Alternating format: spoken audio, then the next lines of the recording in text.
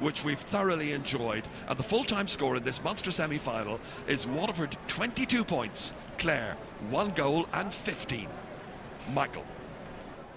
Ger Canning and Michael Duignan at Semple Stadium in Thurles. Back here in studio we have our panel with us. Let's start off with Ger Loughnane. It was a battling performance by Clare. I mean, all credit to them, Ger, but unfortunately no Munster final. No Munster final, but much better than anybody in Clare expected, I think. You know, terrifically battling performance, as you say. Everyone, they did. They couldn't have done more, really. I think they were outdone in the end by just experience. You know, Waterford in the second half, their backs held the line. Full back line stayed inside, the half back line stayed back. The corner forward came out and filled the gap at midfield. See all the ball that Tony Brown got in the second half, loose ball that was coming in because the Clare half forwards were still out around midfield. They outscored Clare in the second half by 12 points to 5. But above all, I think the decisive factor was the bench for Waterford, the strength of their bench. You know, the two Prendergasts came on, Seamus scored 2, Declan at wing back, who had an absolutely dream second half, like he had against Galway last year, scoring 3 points from play. Ken McGrath coming in, getting a point. So really it was an ideal game for Waterford. They got a very, very hard game. Their big stars came back in, performed really well, and it sets them up very, very well now for the Munster final. It does, Cyril Farrell? Yeah, like at half-time, Clare should be more up. They were only 4 up after playing very, very well. A strong breeze there, and Waterford kept edging and edging and edging, and they got great scores. And even before the game, Joe was saying that the Waterford bench is very strong. The Prendergasts are strong players. Kim McGrath like a point to prove. It's going to be interesting to see what David does the next year as regards picking a team. But he'll be quite happy because he had the mix fairly right. OK, he took off some big players as well. But that's what you want going in against Cork. They'll be happy to get. They'll know that they're up against, and they'll be happy to get out of jail today, and they'll be looking forward to the Munster final. And Donald? Yeah, well, you'd have to agree with that. Waterford didn't play to their optimum, potential, and they'll be delighted with that because the way to win semi-finals is to scrape through. So no matter how they'd have gone through, they wouldn't have been favourites against Cork probably. But there's enough to work on there now. There's enough for kicking the backside time for some players. A little bit of between now and the Munster final. Point out maybe failures and whatever else. So Clare, with all credit to them, they fought hard, hit away too much ball coming out of the defence straight to Waterford players. They set up Tony Brown in the second half. He played a zonal type defence and he cleaned up an awful lot of ball because of inexperience. But you'd have to say that Clare will go home with their heads held high. But having said all that, Cyril Farrell, again going back to this Clare team, and just to remind ourselves, this is a new sort of young up and coming team, and that was a battling performance. Yeah, and Michael, they started off with 7 under-21s. They brought on 3 more. Yeah. The two Donovan's brothers and Barrett, and they played well. That's 10 under-21s they had on team from last year. Look at the Clare people that stayed at home will be disappointed. They'll see it on television, but they'll be disappointed they weren't there. That was a great Munster semi-final. OK, the hype wasn't there because they had built up for the Tip Cork game. That was as good as any Tip Cork game. Different type of game, different type of weather, wholehearted, not one dirty stroke in it. And Clare have a lot to look forward to. OK, it's a 3-year programme. It's tough. They have, as Gerard said, they'll have to take these defeats to learn, but learn the will, and they'll have a team for the future. The vital thing now, Michael, for Clare will be the next game. Yeah. The qualifier, to get into the quarter-finals. It's vital they go home from this and take the positives from it, and don't say, our thing is over now, because next year they'll be in Division 2. It's the next game now that's really, really important. They build on today. Who they'll be playing the next day, they don't know yet. We don't know yet, yes. The big danger here, of course, is that either Kilkenny or Galway will be beaten in the Leinster semi-final. Yes.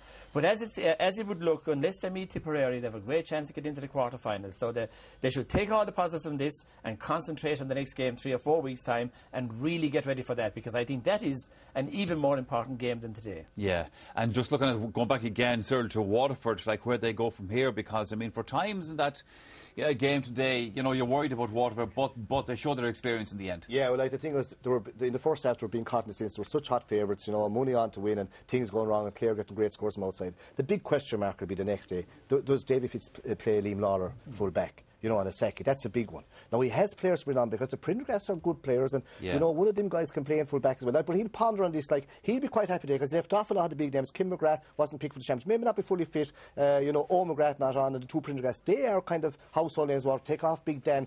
But, that's what you want. These guys will be pushing the ante up for the next day. It's a 20-man game at this stage, and, they have a strong team, and they won't fear Cork. Again, Donald, from a Waterford point of view, one of the fascinating things about it, I mean, it just shows you the difference between Championship, I suppose, and League. You have a League campaign, you're looking at your team, you're looking at your players, but as the game was going on from a Waterford point of view, they were changing and in some cases reverting again. Well, they were, Michael, and if you look at the team that they had it near the finish, it's probably the Waterford team that they had over the past 5 or 6 years. Yeah. So I mean, the league, you cast your net wide, so to speak, and you play all these players right. The one position that Davy Fitz knows that he needs to fill is the full-back position, right? And he can have played Liam Lorna there today, he played well enough, but at the same time, how will he be in the future, come up against the very, very big guns? And that's the position. Jamie Nagle didn't play that well today at wing back, right? Had played well enough in the league between midfield and wing back. Prendergast came on and did a superb job, so you'll be saying like, well, that's number 7 or number 5 nailed down, and bit by bit, it isn't as if that the Waterford team would pick itself, and that's the way they'll probably end up going into the Munster final. Full-back position, something has to be done there, because Isaac Alpine, 6'7", bit of experience more than Liam Lawler, so that's the big question mark. But we all know how good Waterford are. We all know when they play to the top potential, they're a top-class team. They didn't really supply their inside forwards today as well as they might have. John Milan was out of the game for the second half. Yeah. Cooney had a very good game on him, but normally they didn't really play right up to the optimum. They'd be hoping for that for the Munster final. And also, like we talked about, the experience they had on the bench and fellas being able to come on, that sort of thing. And sometimes for lads, it's no harm to spend a bit of the match looking at it from the sideline.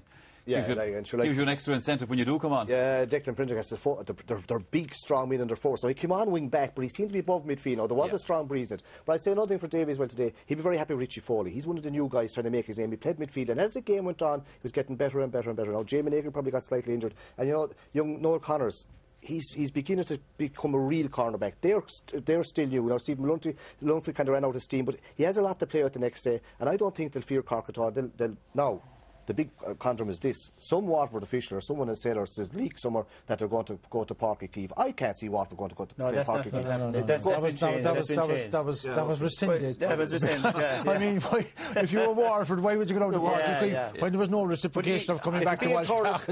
Waterford will love Thurles next day. They could hit a good day the next day. Today they didn't play really to their optimum, but yet they got out. But apart from that, still, what I take most encouragement from the subs that came on today, the Prendergast and Ken McGrath, is the shape they're in. Yeah. They look to be in a better shape than they have been in the last 2 or 3 years. Now, probably because of the programme they did over the winter time. Yeah. You see the way the programme has worked on Tony Brown. He was better in the second half than he was in the first half. Yeah. Now I know a lot of that is with positioning, but the way Seamus Prendergast was able to run, Declan Prendergast was able to run, they weren't as fast as that last year. And they're getting older. Also, a lot of those players, yourself, like it didn't start the league campaign, didn't come in. They're very fresh now. They've got a game under their belt. Their confidence is sky high. They know they can beat Cork. They have beaten Cork many times before. The game will be in Thurles. This will be one hell of a Munster final. Yeah, the Waterford players came in today.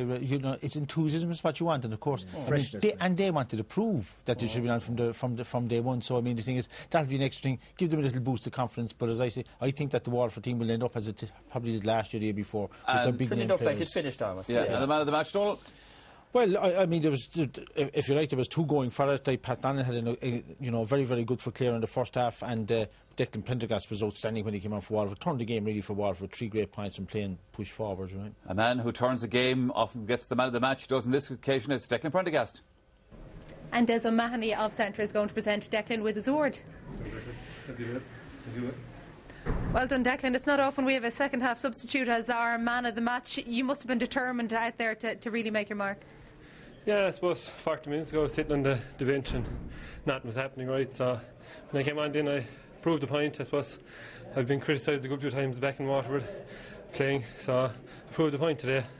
Was that something that was playing on your mind? You were going to make sure that you proved people wrong? I suppose, yeah. A lot of fellas have written me off over the last few years and I proved it there today, I think, when I came out and played and got 3 points. They won't be writing you off today. You did go on as a wing back, but it was really sticking those over the bar that seemed to settle the team. Yeah, I suppose I came on, I didn't go on to do the scoring, but I came on to do defending, and just happened on the day that the ball ran for me and I stuck him over the bar. In other days they might go wide.